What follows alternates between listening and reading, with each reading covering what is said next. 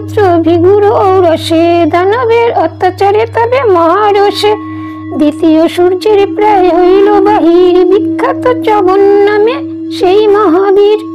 দৃষ্ট মাত্রে সেই ক্ষণে দানব দুর্ভার, ভিগুপুত্র নেত্রালয়ে হইল ভস্মাকার।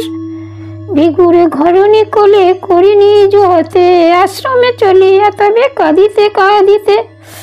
জ্ঞানকালে তথায় আইল পদ্মজনী, ক্রন্দন নিবৃত্তি কইল বলি প্রিয় বাণী।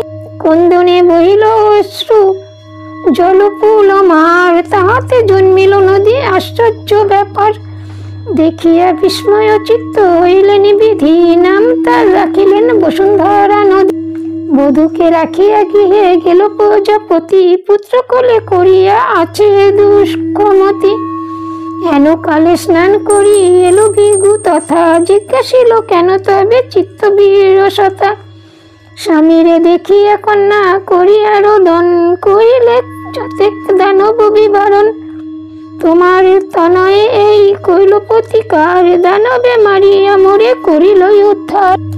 এত শুনি পূর্ণ ভিগু হেতু জিজ্ঞাসিল, কি কারণে দানব ধরিয়া তোরে নিল। কন্যা বলে আচম্বিতে আসে দুষ্টমতি, আমারে দেখিয়া জিজ্ঞাসিল অগ্নিপতি।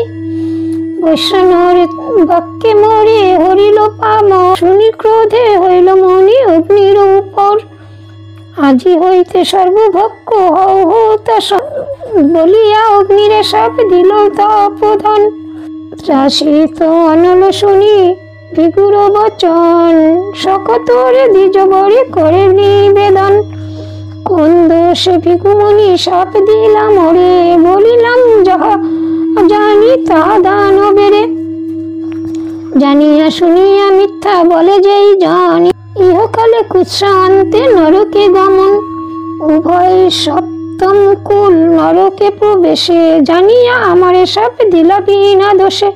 মোর মুখে দিলা তৃপ্তি দেবপ্রীতগণ, অনুচিত সাপ মোরে দিলা কি কারণে। এত বলি বৈষ্ণর দেবগণ লইয়া, ব্রহ্মারে সকল কথা নিবেদিল গিয়া। ব্রহ্মা বলে দুঃখ তুমি না ভাবিও মনে, সকল হইবে শুদ্ধ তোমারই কারণে। ব্রহ্মারে বচনে অগ্নি সন্তুষ্ট হইয়া, পুনরপিতি ভ্রমণ ব্যাপিল আসিয়া।